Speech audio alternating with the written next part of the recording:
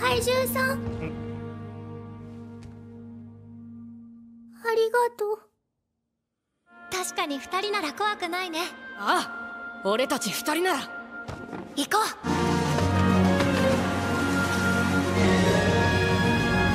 そうだ、行かなきゃ。Kaiju no 8 revient très fort. Naoya Matsumoto avait sorti une série d'illustrations il y a de ça 2 semaines et plusieurs d'entre nous avaient été déçus. Les dessins restent magnifiques, mais j'aurais préféré qu'il y ait des annonces pour prévenir tout le monde en avance. Le chapitre s'est fait beaucoup attendre, surtout après que Kafka Ibino ait décidé d'abandonner son humanité. Ohayou tout le monde, j'espère que vous allez bien. Voici le retour de Kaiju no 8 en cette année 2025, avec sa toute première review.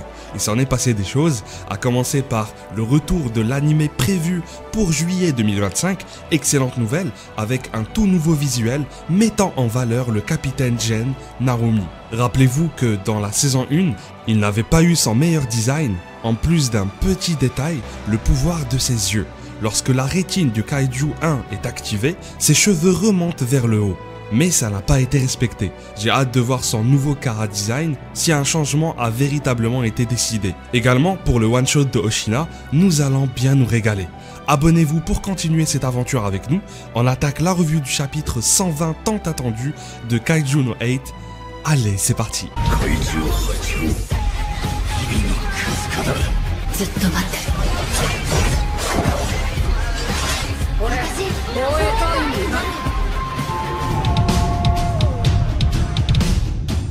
La fusion entre le Kaiju no 8 et Kafka s'est enfin terminée. Un petit risque avait été mentionné, mais un peu trop tard à mon goût, il n'était pas certain que Kafka Ibino puisse réussir sa fusion, puisque l'énergie était trop puissante et lourde à supporter pour un simple humain. Mais ça reste le personnage principal, donc évidemment qu'il allait réussir, du moins pour le scénario. La scène reste épique tout de même. Nous avons une Mina totalement choquée, puisque en une fraction de seconde, la personne supposée morte arrive à bouger en un éclair, avant d'asséner un coup destructeur à l'ennemi. Un punch qui fait beaucoup de ravages, mais Mereki semble être capable de rester debout. Alors bien sûr, ce n'est que le début, personne ne semble comprendre la situation actuelle, Ibino ne présentait plus aucun signe de vie il y a quelques secondes, et d'un coup, il se met à rivaliser avec Mereki.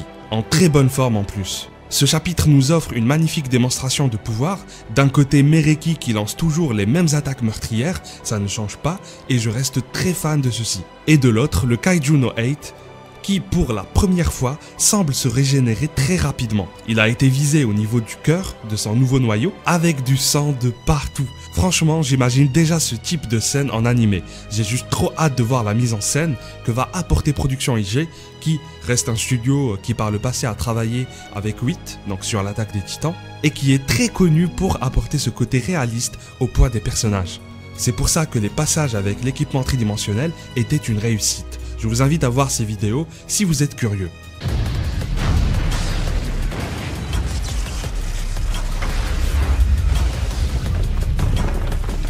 On plonge un peu plus dans les souvenirs et les regrets de Kafka, ce fameux flashback qui n'arrêtait pas de revenir, où on le voyait avec Mina après qu'un certain kaiju ait rasé toute sa ville. Cette fois-ci, on en apprend un peu plus. En réalité, c'était Kafka qui avait découvert le kaiju. C'était également lui qui avait lancé l'alerte. Et c'est tout. Ce simple fait d'avoir alerté tout le monde ne fut pas suffisant puisque ses proches furent touchés. La maison pour laquelle son père s'était endetté, son magasin préféré où il allait avec sa grand-mère, le chat de Mina, sa PlayStation 2, c'est incroyable, l'endroit où sa mère travaillait, plein de petites choses précieuses pour sa famille. On est face à un homme qui fut totalement impuissant autrefois, regrettant de ne pas avoir été capable d'agir pour arrêter le kaiju. Mais il n'était pas un soldat, ni même doué aux armes, c'était juste un enfant. Alors, à part l'histoire qui reste très touchante, simple mais efficace, ce que dégagent les planches est très fort. J'aime beaucoup comment cela a été storyboardé. Kaiju no 8 est un manga qui reprend plusieurs codes très connus, on le sait, mais pourtant ça reste une œuvre qui se consomme d'une très bonne manière et c'est ce que j'admire chez le créateur. Il a su fidéliser les fans et l'anime ne fait que compléter cela. Avec la saison 2, je pense qu'il gagnera encore plus en popularité si on se fie aux événements. On revient à Kafka qui est sur le point de libérer la rage et la volonté de l'enfant qu'il était. Alors je ne sais que je ne dois pas comparer, mais là c'est plus dans le bon sens, attention. À l'instar d'Eren Yeager qui laissait enfin profiter sa partie innocente de la liberté, Kafka est prêt à tout donner. C'est son moment, c'est pour cela qu'il s'est battu pendant tout ce temps. Des émotions mélangées avec une âme qui fut victime autrefois. Non, c'est bon, Mereki est dans une sacrée merde. Surtout quand on assiste à la transformation, ou plutôt au glow-up carrément, du Kaiju no 8. On dirait qu'il a mué. Donc tout nouveau Chara design pour le Kaiju no 8. Juste avant, il était entouré par une aura du 8ème. Vraiment très classe comme métamorphose. Mais pensez-vous vraiment qu'il ne redeviendra plus jamais humain? 日々のカフカ。年がいもなく無茶しちまったな。いや、怪獣8号身柄を拘束する。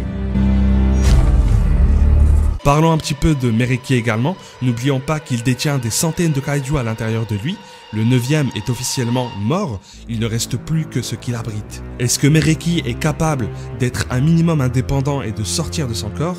Est-ce qu'il pourra relâcher tous les kaiju d'un coup comme carte finale avant de mourir? Il y a encore plein de scénarios à imaginer.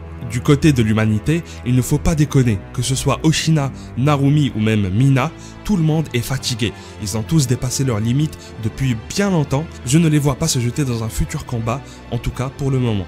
Leur mission est selon moi terminée, gagner du temps afin que Kafka puisse être en état de se battre, c'est chose faite. Concernant la fin de cet arc, je vois un petit peu les choses de cette façon, et j'espère me tromper. Kafka va bien finir par battre Mereki. Mereki fut le kaiju le plus puissant de l'histoire.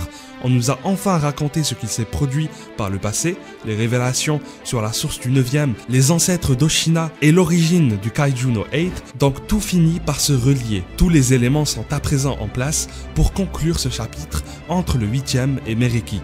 Le 9ème n'aura été qu'un intermédiaire qui nous aura au final accompagné depuis le début de l'œuvre. Et c'est là où j'ai un peu peur, car avec le peu d'informations et d'interviews qu'on a sur l'éditeur et la mangaka, on ne sait pas si l'histoire va réellement continuer.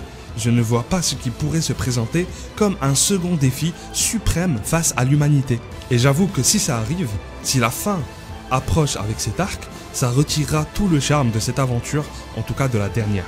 Puisque je suis toujours insatisfait du fait qu'on n'ait pas perdu plus de soldats, qu'on n'ait pas conclu plus d'histoires de certains personnages, rapportant un peu plus d'impact et montrant que la partie qui s'est jouée face au plus fort kaiju de l'histoire n'aura pas été très simple. Faites-moi part de vos avis. On continuera la suite après le 30 janvier, donc rendez-vous pour la review du chapitre 121. Faites-moi part de vos avis et de vos théories et abonnez-vous pour soutenir la chaîne et vivre avec nous cette aventure. Je vous remercie, prenez bien soin de vous et à la prochaine. 怪獣とはどこからともなく現れて人々を襲う恐ろしい巨大モンスターのことである。日本では怪獣の出現はもはや日常の一部となっている。若者である日々のカフカは防衛隊に所属して怪獣と戦うことを夢見ていたが、ある日謎の生物が彼の体に入り込み反怪獣という圧倒的な存在に変貌してしまう。そんな彼の新しいコードネームは怪獣エヌド8だ。先輩レビューで